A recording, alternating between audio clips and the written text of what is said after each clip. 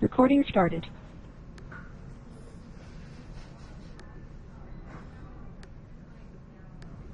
My apologies. We had some difficulties getting this thing loaded up tonight with trying to get an internet connection. It kept failing on me, so I had to go to a different location. Anyway, tonight what we're going to talk about is obviously some project management and some forecasting aspects. Again, this thing, I'll have the recording of it available later on tonight, so if you do miss anything in here because of the crummy connections or the noise, we'll try and catch up. But anyway, what we're going to talk about is project planning. A little bit, kind of company that we'll look at in terms of a profile is Bechtel. Bechtel's a big company.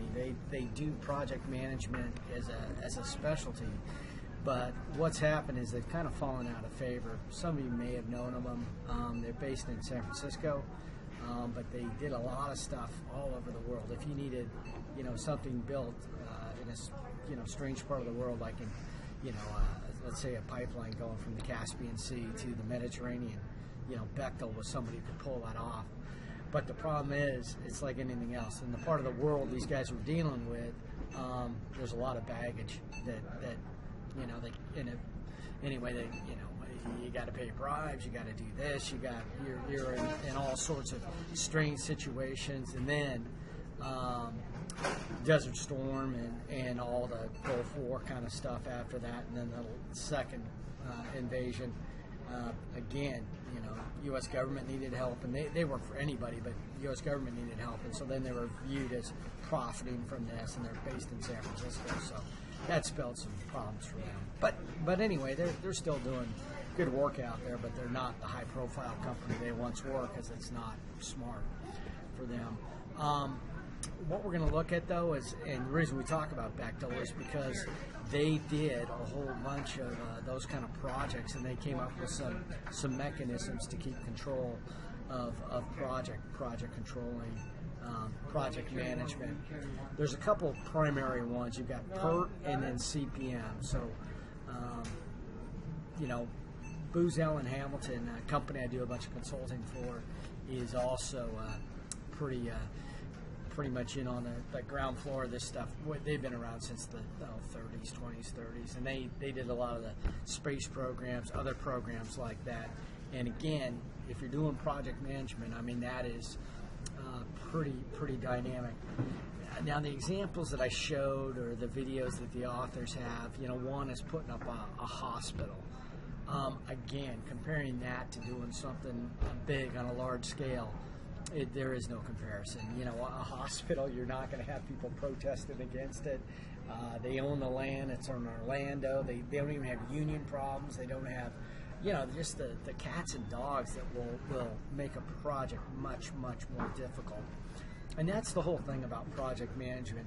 When somebody looks at a project, when you're working for a company and doing a project, you will not get the full credit that it takes to run a project, because people go, oh, it's not that difficult, you just got to be kind of organized. But what they'll give you credit for is pulling it off.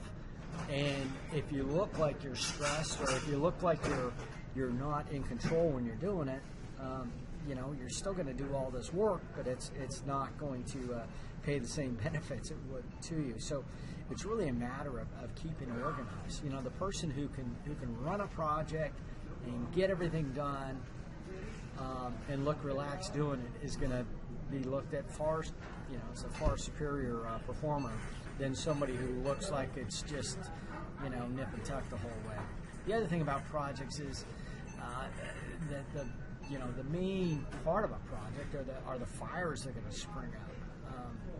Again, I was doing stuff this is working with commercial firms, but they're trying to get ambulances from one country to another, and one of these countries is at war. That kind of stuff, moving a vehicle is not the problem. Moving a vehicle when you're getting shot at, when you've got customs, when you got just the day-to-day existence in that part of the world, it's kind of hard to pull off.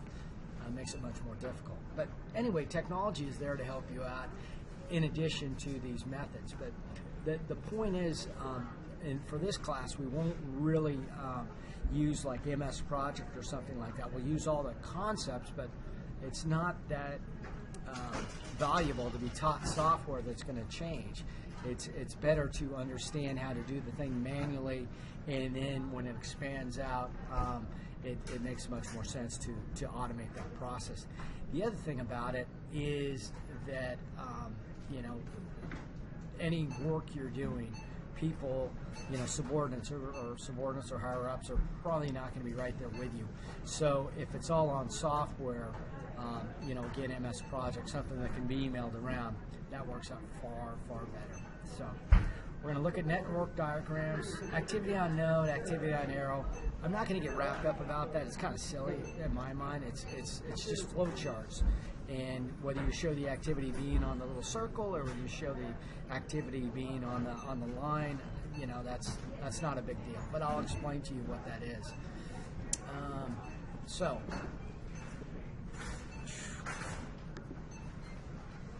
project schedule, forward pass, backward pass. This forward pass, backward pass, just kind of buzzwords. What it means is, where do you get started? Do you start from today and then you're going to look forward, or do you look at the end date and calculate how much time left you got to do it? So, and then slack time, again, if you've got 6 months to do 5 months worth of work, then you got a month of slack time. But there's going to be different paths, and we'll talk about that. And identifying the critical path is the essence of critical path management. And so we'll talk more about that. Variability in activity times and probability of project completion, or probability of project completion.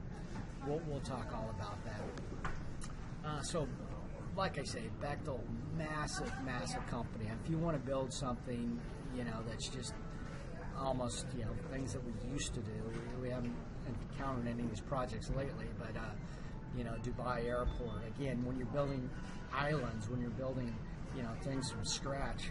I was on an airfield one time that these guys built in Dhahran, Saudi Arabia. I mean, the thing was 15 miles across. I mean, it was just mammoth. And again, some of their projects, going from Caspian Sea up through the Stands, coming down into Turkey. I mean, it's, anyway, very, very bad, rough neighborhoods to work in.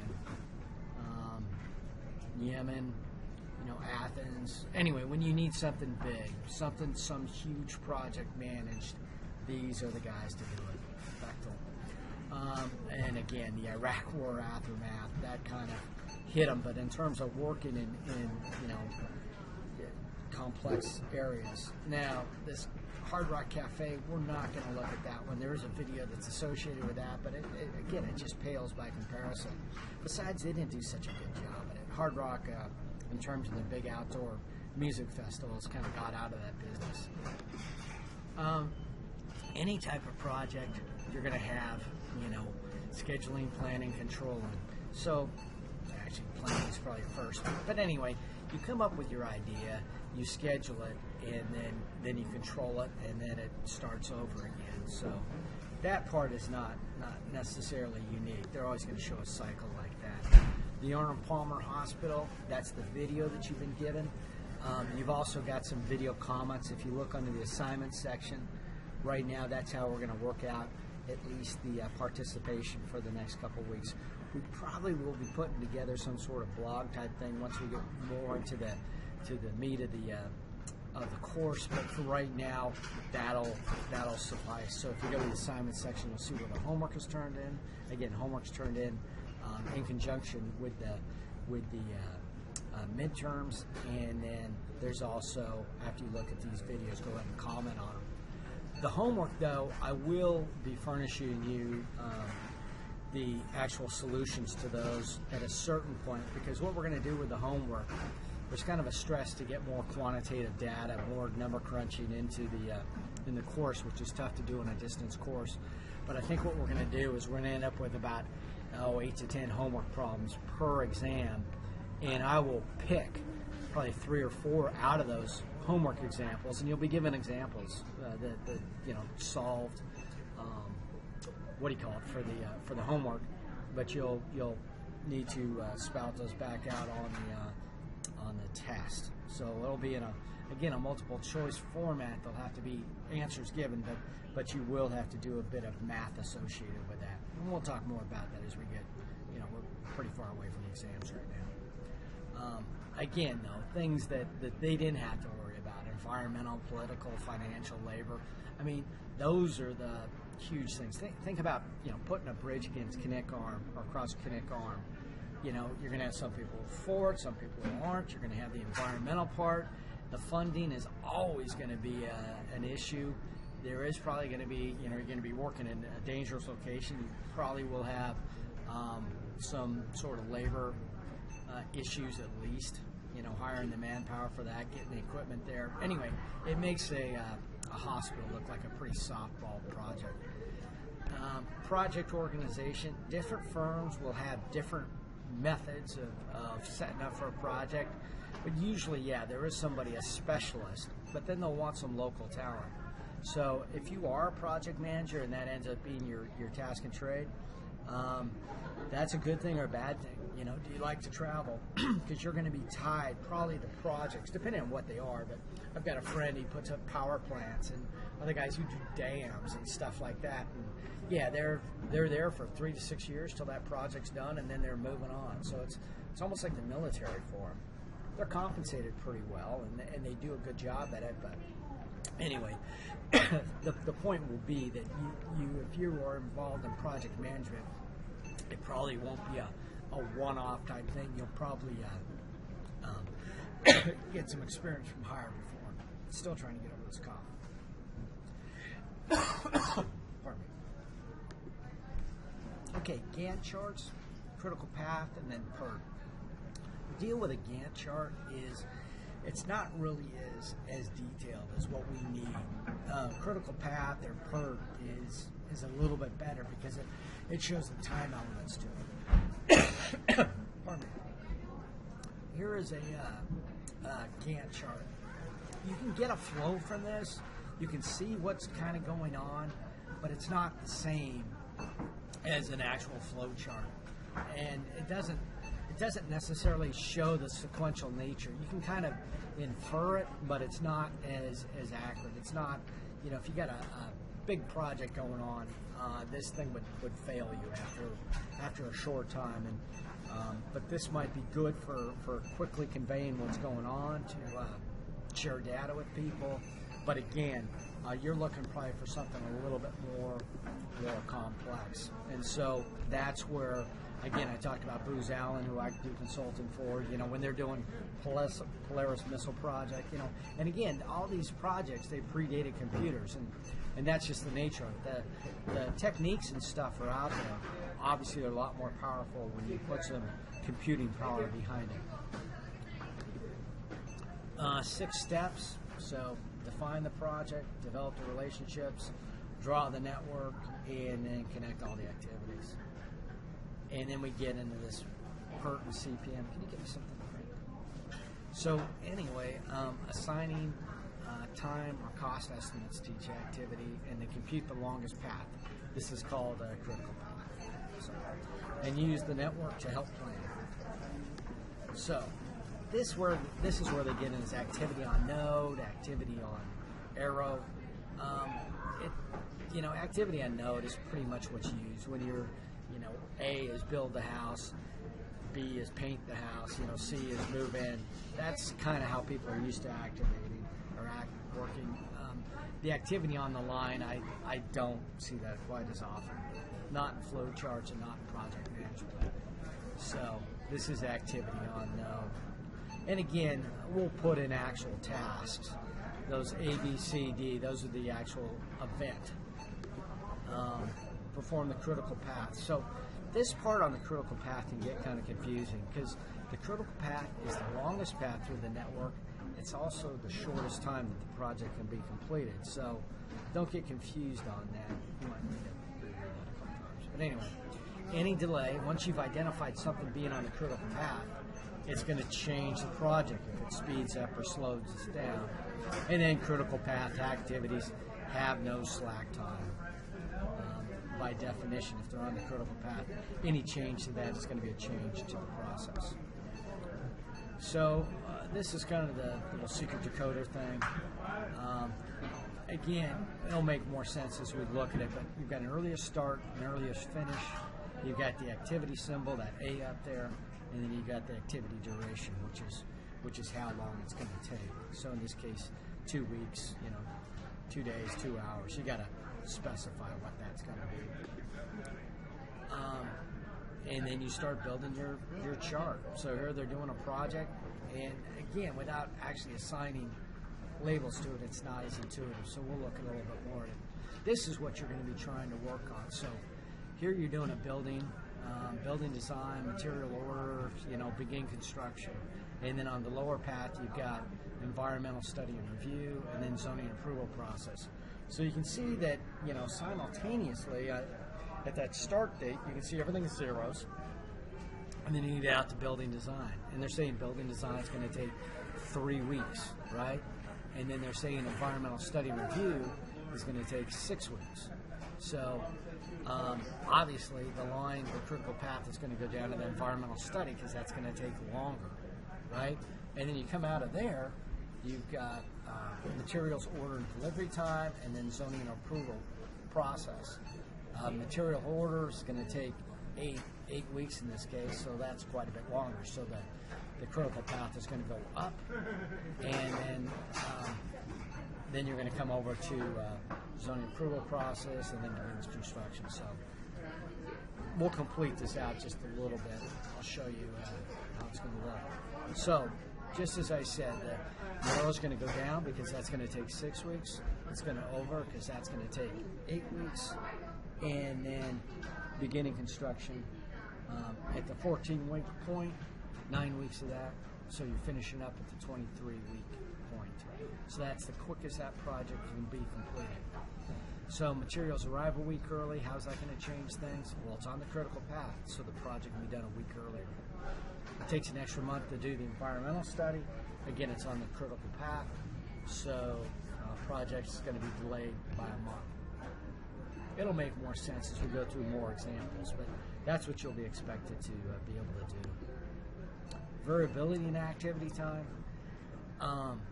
You've got, this 3 estimates, and again, this is just more or less a wag. Any of these numbers, when you say it's going to take 8 weeks to get the materials up here, let's assume they're coming from lower 48 on a barge, what's the window there?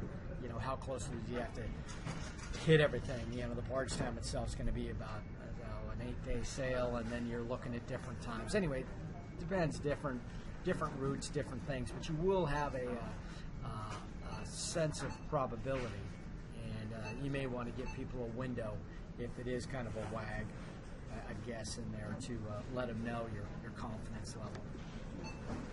Crashing.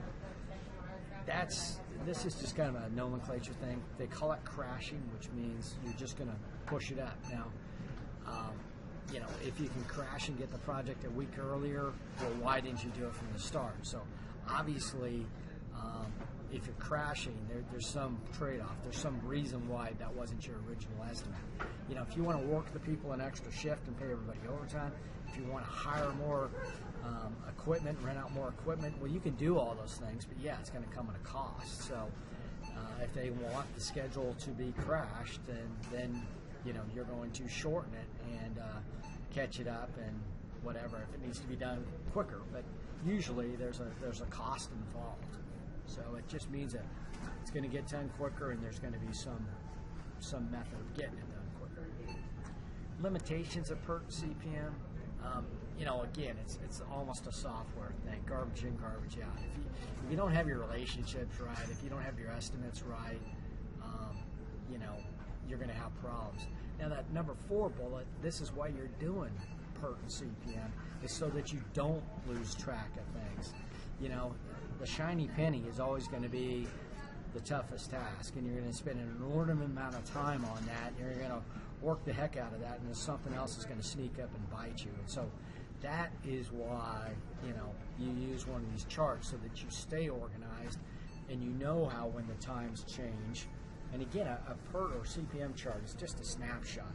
You need to take a look at it and then move on from there and readjust it. Okay, so that's kind of the quick and dirty on project management. I'll spend some more time on it. I'll listen to the audio of this and see if it's going to be decent. Again, we had bad luck with the internet connection up at my normal place, so I had to switch locations. But we'll have more on that, and I'll put another example in the homework for people who need it. Whoa, didn't need to do that. Okay, so forecasting is the next section we're going to talk about. Forecasting, if you can't have a pretty good idea in terms of operations management, in terms of what you're going to produce, what you're going to sell, how many people are going to be flowing through your business, you're going to be hurt. And again, in a perfect world, I would show you how Disney does it. But guess what? We can't get access to Disney because Disney is very, very good at it, and that information is going to be proprietary. Disney is at a huge competitive advantage compared to all their, the other theme parks out there, because they are so good at forecasting that they can run their parks much more efficiently.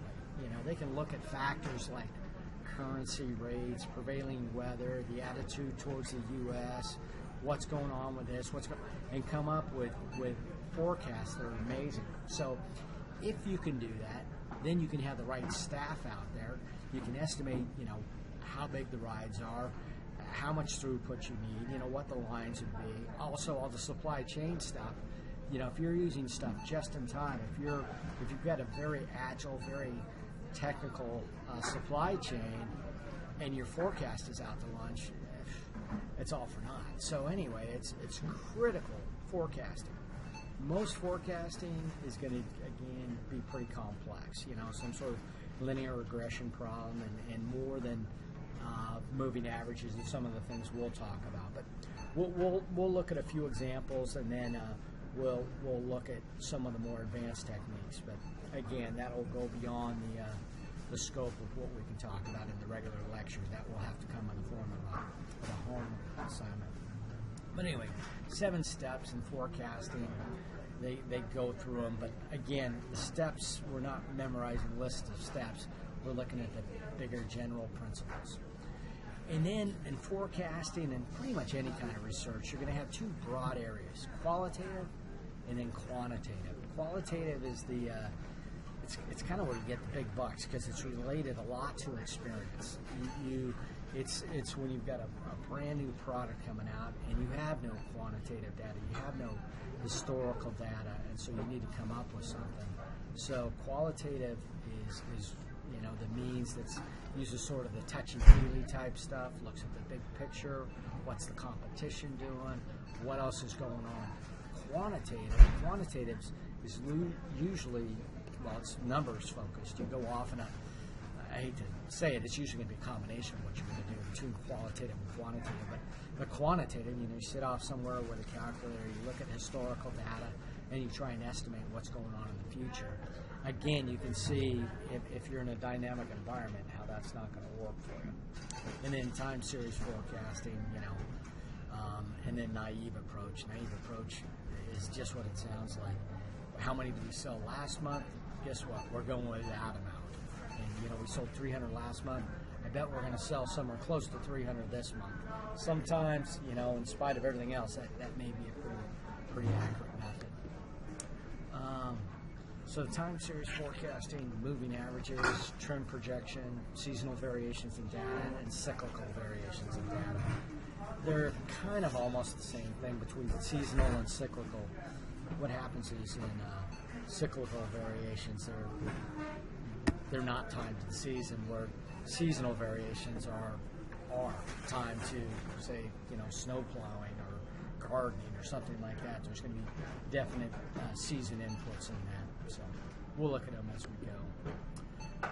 Again, getting back to Disney, all the different parks, it's more than just, Disneyland. You've got Disney World, you've got the international locations.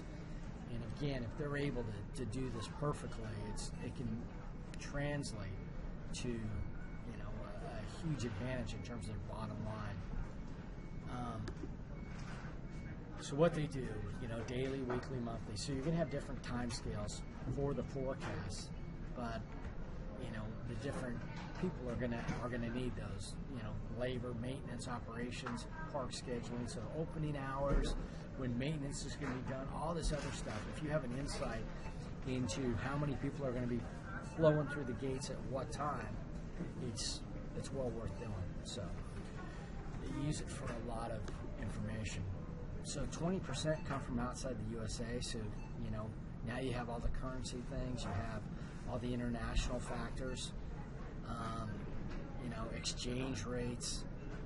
Only 35 analysts and 70 field people, so it doesn't sound like that many. But surveyed 1 million park guests, employees, and travel professionals. But anyway, the numbers they come up with are staggering, because forecast error for 5 years is only 5%, and annual forecast error is 0 to 3%. So if you can do that, if you're a company that can forecast what your sales are going to be within 0 to 3%, you can make your levels match. You walk into plenty of restaurants, plenty of businesses where there's a huge line or there's 30 people standing around. That's an example of people who don't forecast well, or maybe can, or maybe haven't looked at all the factors. And that's it. It's really identification of the factors that are critical. And who knows what they are. You have to know your particular model your particular field to come up with a model and figure out what those factors are going to be. The Hard Rock one, the video, again, my takeaway from that video is I don't think they're the best example. They seem like they're just kind of ham-fisted. They're monkeying around with prices, and they're thinking this works, they're thinking this doesn't work. It doesn't seem like a very scientific approach. So I wouldn't take too much away from the Hard Rock video myself. Weathers, conventions, weighted analysis, Disney model. Anyway, there's a lot more to it than what they allude to in that Hard Rock model. We talked about time horizons with forecasting, short range, medium range, long range. So again, depends what you're doing. Short range, if you're trying to schedule folks, trying to assign jobs, that's, you're gonna need those sorts of details. But long range and medium range, these are things where you can actually start making some relatively large inputs. In the long range, you can actually come up and build new facilities. In the short range, you're kind of stuck. You have other options. You might, subcontract. You might hire some more staff, but your options are a little more tied in terms of what you can do. The other factor with any kind of forecasting is product life cycle. And the deal is that, unless you're selling something like dog food, and even dog food, there's different brands and different trends and stuff. But any type of technology, this chart is, dated already. iPods, now an iPhone. Now which iPhone, we're already at the 6 and moving beyond. So what they're saying, though, is if you don't have the capacity right for production, your window of opportunity to sell that product, to capitalize on that investment, is pretty short. And so if you're slow to forecast or slow to anticipate, or perhaps even over-anticipate demand, you're doomed. And most companies, most corporations will realize this whole product life cycle and try and set up their marketing program to take advantage of it. A company like, say, 3M, for example, will always have new products coming out. That's why you have all these different Post-it notes and all these different, changes for what seem like fairly simple products, because other people come into the market and they always have to have the next thing. And managers within that company have certain metrics they have to meet regarding new products. But anyway, in terms of forecasting, it's critical to make correct forecasting decisions to take advantage of it. Other forecasts: economic forecast, technology, and demand forecast. Demand forecast, though, is really what we're more likely talking about when we're talking about forecasts here. economic forecasts are going to influence demand forecasts, and technology, if you're selling something that's outdated, that's going to affect demand, but ultimately you're going to be driven down to that demand forecast. Strategic importance, so we talked about this, human resources, capacity, and supply chain, the big factors. But if your forecasts are off, it's going to affect the bottom line significantly. You would always try and make forecasts as good as you can. But yeah, there's always going to be some errors. But if you're good at it, you are going to be a valuable employee and probably be compensated as such. Especially on the qualitative side, somebody like a Steve Jobs or somebody who knows what people want. That's difficult. Market research is difficult. It's expensive, and somebody who has insight without conducting all that research is always going to be an advantage. Obviously, the best solution is going to be derived from both, but somebody with some insight and some intuitiveness is going to always be a superior performer. So qualitative, again, remember this was like the touchy, feely kind of stuff. New products, new technology. How do you even begin to estimate? How do you know what people are going to want? So it requires a lot of skill. Quantitative, this is, if you've already got something out there, this thing's going to be new. You released the iPhone 5, you got the 6 coming out. How much better is it? What are the numbers? What do we expect? And so, you've got a starting point at least. Different ways to do qualitative. Jury of executive opinion. So you get some people who were probably not, just forecast kind of people, but they're experts in the field, and you get their inputs. Delphi method, a lot the same as that too. Panel of experts. So, and then Salesforce Composite. The problem with Salesforce Composite is, Salesforce folks, salesmen are compensated, and they will work towards those goals. So if they're incentivized to lowball it, if they're incentivized to be overly ambitious, you have to be careful of that. So you have to make it clear that you're looking for their opinion and not that there's some gamesmanship in. And then consumer market survey, not as easily done or nearly as cheap as you think it would be. Very difficult. Sometimes you can get input, but you have to be creative. The internet's got a lot of alternatives out there, but for most people, I don't take surveys, number one, because they're usually not even surveys. They're usually some sort of political thing. Anyway, the rest of that. So there's a lot of folks who don't even participate, so it's hard to get a representative sample. Jury of executive opinion, so they're going to go through each one. So for kind of background information, Salesforce Composite tends to be overly optimistic, maybe, or pessimistic, depending on, these guys are going to work in their best interest. So Delphi, so a different group, decision makers, staff, respondents, and then the market survey. Very difficult to orchestrate a good survey.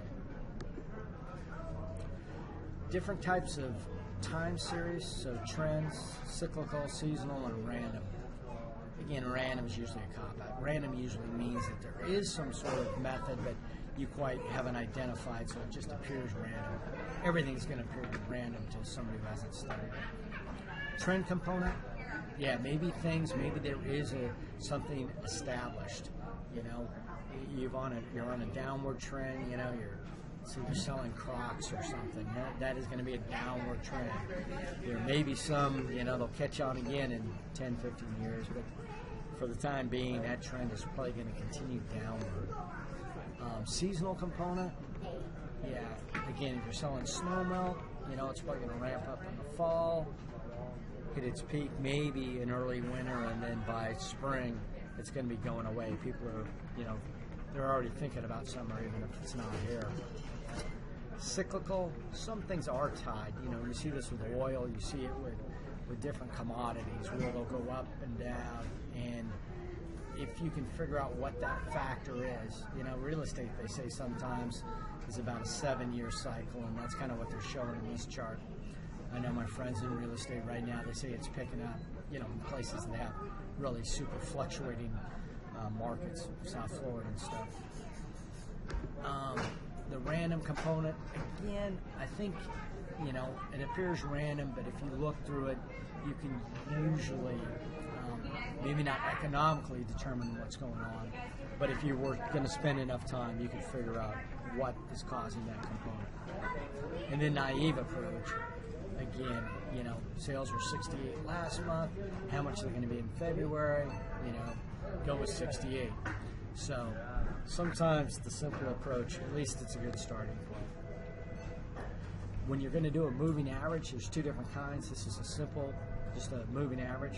You can also do a weighted moving average, but here you're going to look at 3 prior months in this case, 3-month moving average, and then they're going to average those together and divide by the number of periods.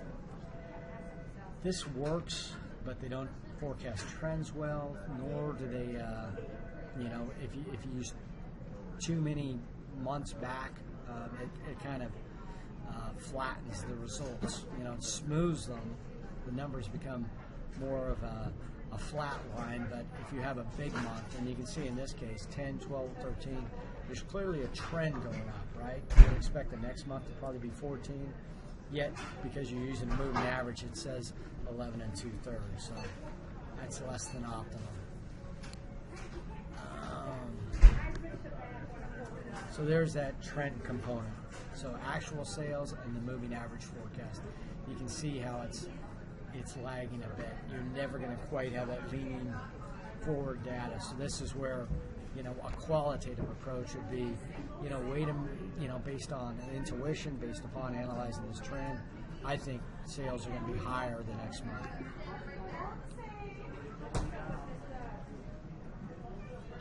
Here's where they're doing a weighted moving average. So what they're going to do in this case is to the near month, to the most relevant data, the most current data, they're going to apply a weighting factor. So they're going to multiply that month by 3. The month prior, they're going to multiply it by 2. And then 3 months out, the older data, just by 1. So it gets it a little bit better. It gets the data up there, but it's still going to undershoot based upon the trend. So increasing the end smooths the forecast, but does not forecast trends well, and requires extensive historical data. Exponential smoothing, we'll do one of these in the homework. The only problem I have with exponential smoothing, and why I won't spend a great deal of time on it, is you're using a smoothing content, or a smoothing constant. Anytime you can get, involves a little record keeping of past data. So where exactly are you coming up with these numbers? You're using this, subjectively chosen smoothing constant. So again, I'm always suspect of numbers that you just sort of pull to make your data look better. It requires more of the old-fashioned approach where you get this Disney model where you get hundreds of inputs, currency rates, airfare rates, weather patterns, all this different stuff, and you feed those into a large model. That will give you the information you're looking for. Seasonal variations in data. Okay, what they're showing here is, this is like this ideal example where you've got a snow machine and you've got a jet ski, and say they're both built by Yamaha, or any motors are built by Bombardier. Anyway, you get similar products, and if one's for a winter product and one's for a summer product, then you'd end up with this complementary balance. In Alaska, it's more relevant to look at maybe a snowplow operation and a landscaping business. They use the same trucks, pretty much the same labor, and they smooth out their cycles by taking advantage of different seasonal trends. So, not too much to say. Seasonal variations, average historical demand, seasonal index, and then multiply by the seasons. So you could do like a moving average. What you would do in that case is you would compare like successive Decembers, so December of 2013, 2014, 2015, and use those Decembers to come up with your December 16 average, and that's one way to work around those. Tracking signal, again, when you're looking at your forecast, you want to see how it's complying to reality, and so you go ahead and take a look at that and see if you can see how your forecast is doing. This is a statistical process control chart. We'll talk more about these next week, but you should recognize these from your statistics classes. You've got that the zero line there in the center, and upper and lower control limits with a range. Clearly, if this signal right here is outside of the bounds, time is moving along here as it shows, and here the forecast is no longer in the bounds of what you thought it should be, so it may be time to relook at that forecast. Adaptive forecast, so this is kind of cheating. Basically, we just change the forecast as the sales go along. So adaptive smoothing, anytime you see the word smoothing, it ought to kind of make you a little suspect. There's, the best thing to do is have an accurate forecast. Sure, if it's proving to be inaccurate, maybe you want to establish a new forecast, but just to smooth out the old forecast it's probably still going to be based on that same flawed data. Focus forecasting. The book discusses this a little bit, but anyway, it's just a historical data to test multiple forecasts. So you look at forecasts and you compare them to other like forecasts. But a lot of this has to, this American Hardware, for example, they found out sometimes people get so wrapped up in the forecasting techniques that they lose sight of what's going on, and they can't explain the forecast. And if that happens, then bad things are sure to happen. In the service sector, it still needs to be done.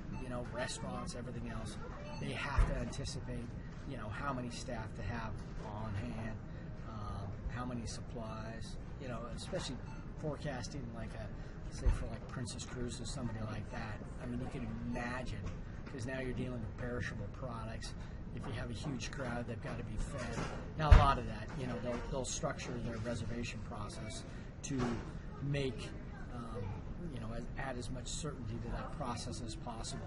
They don't necessarily have walk-in type folks. They've got a pretty good example, but just the same, they have to deal with weather and other things they can't control. Fast food restaurant, go figure, it's going to be busy during the meal times, so that's what's going to happen. You can see the slack number.